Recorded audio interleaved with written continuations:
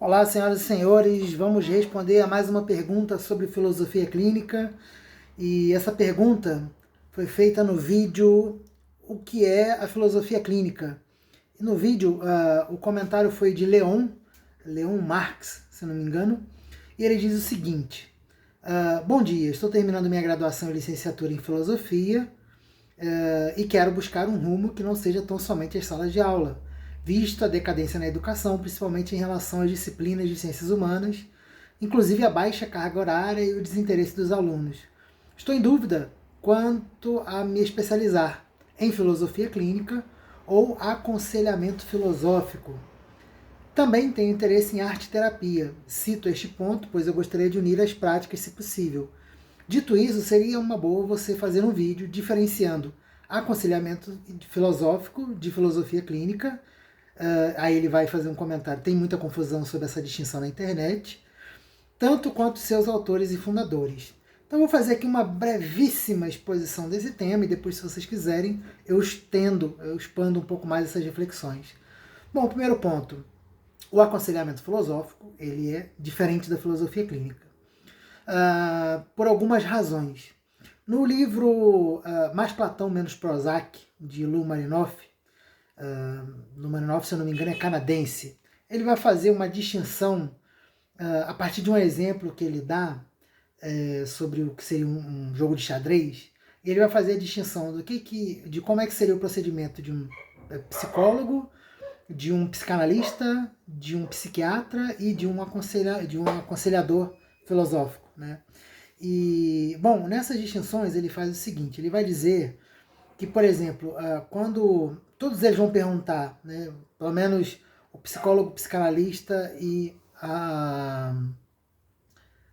o psiquiatra perguntarão, né, o que levou essa pessoa a fazer o movimento do xadrez. E nesse movimento do xadrez, ele vai dizer que assim, o psicoterapeuta vai tentar entender, por exemplo, na resposta que essa pessoa poderia dar com o que levou você a fazer esse movimento, seria: eu quis capturar a torre. Né? E diante dessa resposta, o psicoterapeuta buscaria, por exemplo, alguma derivação de alguma frustração do passado, porque a resposta de uma psicologia, e é lógico que o Lou Marinoff está sendo bem reducionista, mas a título de exemplo, né? Ele vai dizer que o psicólogo vai procurar alguma frustração no passado, o psicanalista vai procurar saber de onde veio isso, né? Vai falar, por exemplo, sobre aquilo ser um comportamento possessivo, e que é o de querer capturar a torre, e isso poderia derivar de uma insegurança reprimida quando a pessoa foi desmamada, né? Quando deixou de ser amamentado. No caso de um psiquiatra, o Lumarinov vai dizer, bom, ao ouvir a resposta que eu quis capturar a torre, né, o psiquiatra vai procurar, vai consultar o diagnóstico, o manual de diagnóstico estatístico, né, o DSM, que acho que agora está no DSM-5, até encontrar um distúrbio de personalidade que melhor descreve seus sintomas. Então o psicólogo vai procurar algum trauma na história da pessoa, que pode ter gerado isso. Um psicanalista vai procurar algum elemento de repressão, e o psiquiatra vai buscar a resposta na lista de diagnósticos e vai depois usar a via medicamentosa para resolver isso. E aqui o que nos interessa centralmente vai ser ele dizer aqui qual seria o comportamento do conselheiro filosófico diante disso. Ele vai dizer o seguinte: por outro lado, o seu conselheiro filosófico lhe pergunta: que sentido, propósito ou valor esse movimento tem para você? E que significado tem esse seu próximo movimento?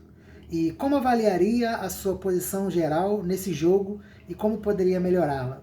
Aí ele vai prosseguir: o filósofo vê o movimento não apenas como efeito de uma causa passada, mas como algo importante no contexto atual do jogo em si, assim como a causa de efeitos futuros. Ele reconhecerá que você pode escolher os movimentos que fará e talvez perceba a causa do movimento como relevante, mas certamente não a história dela, não a história toda. O que acontece aqui? Um movimento importante do aconselhamento filosófico feito pelo Numaninoff, né, pelo menos como ele explica aqui, é tentar mostrar que o aconselhamento filosófico ele acaba sendo uma reflexão muito parecida com o que se faz no ambiente acadêmico, só que aplicado à vida daquela pessoa. De modo especial, ele vai fazer movimentos de buscas de causa, mas buscas de causa muito imediata, e qual é a finalidade que se pretende, ou seja, qual é a função que a pessoa pretende cumprir com aquela função, né? Com aquela ação. Né? Então, aquele comportamento que a pessoa teve, qual a função que teve, ou seja, qual é a finalidade, e qual deve ter sido o motivador disso num momento mais imediato. Então, não busca necessariamente na história, mas busca naquele pensamento do momento, de que modo isso se configura. É interessante, é uma baita de uma reflexão, provavelmente muitas pessoas são ajudadas nesse movimento, mas a filosofia clínica, ela não faz esse tipo de movimento. No aconselhamento filosófico, esse movimento de reflexão é uma derivação do que se faz na universidade quando se pensa a partir dos autores, só que no caso ali o diálogo e a compreensão vai se dar numa busca de uma reflexão pelas causas e pelos efeitos e pelos objetivos a partir daquilo que está ocorrendo no consultório. No caso da filosofia clínica, não se propõe fazer exatamente uma reflexão. O primeiro movimento fundamental da filosofia clínica, ou o primeiro elemento fundamental da filosofia clínica é que ela é um método construído a partir da filosofia, mas esse método ele se presta, ou ele tem como finalidade compreender a pessoa a partir dela mesma. Então eu não posso perguntar qual o valor, qual a importância, qual é a finalidade, porque tudo isso direciona a fala da pessoa que eu atendo. O filósofo clínico, no primeiro momento, ele é alguém que busca compreender a pessoa o máximo possível dentro daquilo que ela traz. Então qualquer fala que eu fizer, por exemplo, buscando causas, eu já estou direcionando o pensamento da pessoa como se houvesse uma causa. Se eu pergunto à pessoa direcionado para qual o fim que ela pretende chegar, eu estou direcionando essa pessoa para os objetivos dela. E quando eu estou no consultório como filósofo clínico, a ideia não é direcionar a resposta da pessoa que eu vou ouvir. Vai ser compreender aquela pessoa, tal como ela se apresenta, no seu próprio modo de pensar, agir, no seu próprio contexto, e a partir daí eu vou começar a fazer meu trabalho. E meu trabalho pode ser reflexão? Pode. Mas o meu trabalho também pode ser uma escuta para ajudar em algum direcionamento. Às vezes, a minha escuta vai ser suficiente para que a pessoa organize suas ideias e seus pensamentos e suas experiências para que, se compreendendo melhor, ela dê um passo. E também pode ocorrer de, no consultório, a gente precisar trabalhar com o que nós chamamos, dentro da filosofia clínica, de esteticidade seletiva, dentro da qual estão contidas, por exemplo, a música, a pintura, a escultura, o desenho e muitas outras possibilidades. Então, na sua pergunta, tem a questão da arte-terapia que você pretende cursar.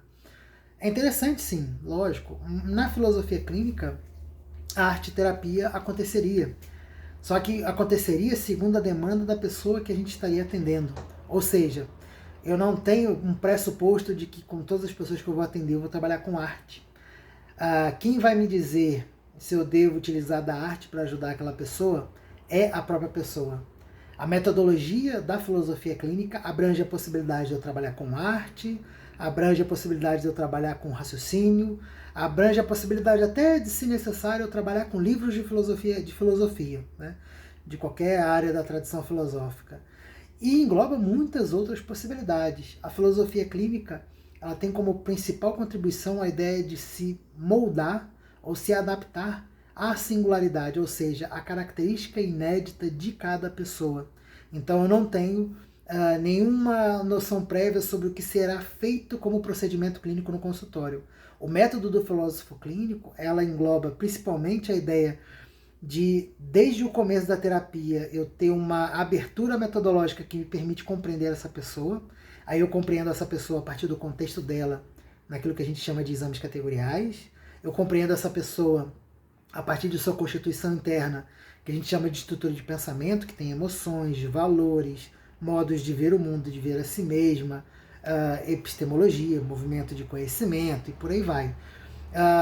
E também a gente identifica o modo como essa pessoa age, que a gente vai falar que são submodos. Agir tanto do ponto de vista de uma ação externa, de um movimento corporal, por exemplo, como uma ação mental, de um pensamento, de uma formulação ou de uma reorganização do próprio pensamento. Tudo isso vai estar englobado no que a gente chama de submodos.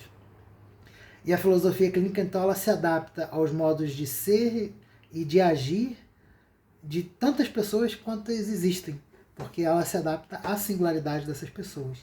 Por isso eu te recomendo, Leon, que a leitura do livro Introdução à Filosofia Clínica, eu acho que ela vai te dar uma abrangência enorme do que você pode compreender como um todo. Nesse canal eu estou semanalmente postando, não sei quem é que está vendo nessa época, agora eu estou gravando no dia 20 de agosto. Eu estou publicando semanalmente um trecho da leitura comentada do meu livro, então vocês podem acompanhar não só a leitura do meu livro, comprando o livro, mas também os meus comentários a essas anotações, que são interessantes. E é claro, se vocês tiverem interesse em fazer terapia, para fazer uma experiência de como é ser atendido por um filósofo clínico, vocês podem entrar em contato comigo, caso vocês queiram ou fazer terapia comigo ou com alguém que eu possa indicar, né, alguém de minha inteira confiança. Eu tenho um grupo de pessoas que eu conheço que eu confio inteiramente, né? E também vocês podem ver a possibilidade de fazer cursos. Além do conteúdo aqui do canal, eu sou formador de filósofos clínicos já há alguns anos. Eu formo principalmente nesse momento em que vocês estão vendo esse vídeo pela Casa da Filosofia Clínica, mas também já fui professor no Instituto Zêndico de Filosofia Clínica, já fui professor na Fundação Educacional Assistencial de Chapecó. E então nós temos aqui a possibilidade tanto de fazer curso, como de ser atendido, de acompanhar o conteúdo do canal e principalmente ler o livro. Acho que aqui está a resposta para muitas das suas perguntas. E eu acho um bom caminho. Eu acho que a docência ainda é um caminho muito bacana para quem está estudando filosofia. Acho que as pessoas, acho que contribuem muito para a reflexão, inclusive como movimento de resistência no sentido de que numa época em que a gente tem a educação tão sucateada, alguém que estiver disposto a ajudar os alunos a pensarem um pouco mais, a refletirem, é uma baita de uma contribuição, né? Mas também tem essas possibilidades de atender com o aconselhamento filosófico, com a gente, por exemplo, com a filosofia clínica, né? E de muitas outras formas. Tem muita gente que vai se formar em psicanálise também.